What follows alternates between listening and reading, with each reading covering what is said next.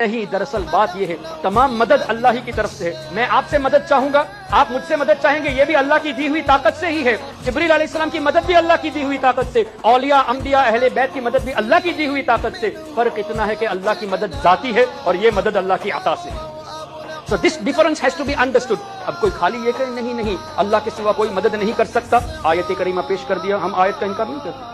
وما لکم من دون اللہ من ولی ولا نصیر، اللہ نے فرمایا اللہ کے سوا تمہارا کوئی حامی و ناصر نہیں، کوئی مددگار نہیں اللہ کے سوا۔ We have to accept۔ اور اس آیت کو لے کے کہتے دیکھو حضور بھی مدد نہیں کر سکتے، غوث و خواجہ مدد نہیں کر سکتے، اس لیے کہ اللہ نے فرما دیا۔ تو آپ ان سے یہ پوچھے کیا اللہ نے یہ نہیں فرمایا قرآن میں انما ولیکم اللہ ورسولہ، بے شک اللہ تمہارا مددگار، اللہ کے رسول تمہارے مددگار۔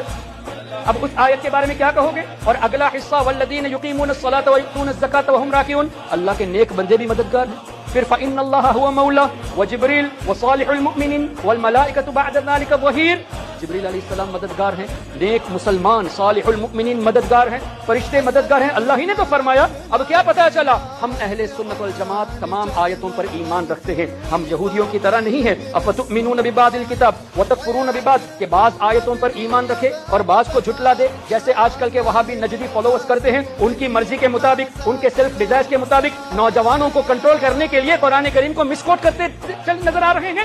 وہ کیا کرتے ہیں؟ صرف ان آیتوں کو پیش کرتے ہیں اور اس کو ایویڈنس کے طور پہ کہتے ہیں دیکھو اللہ نے نبیوں کو طاقت نہیں دی، جبکہ رب نے خود فرمایا میرے رسول مددگار ہیں۔ تو ہم اہل سنت والجماعت تمام آیتوں پر ایمان رکھتے ہیں، فرق بھی سمجھتے ہیں کہ اللہ کی مدد ذاتی ہے، نبیوں کی طرف سے جو مدد آتی ہے، فرشتوں کی طرف سے جو مدد آتی ہے وہ اللہ کی عطا سے ہے۔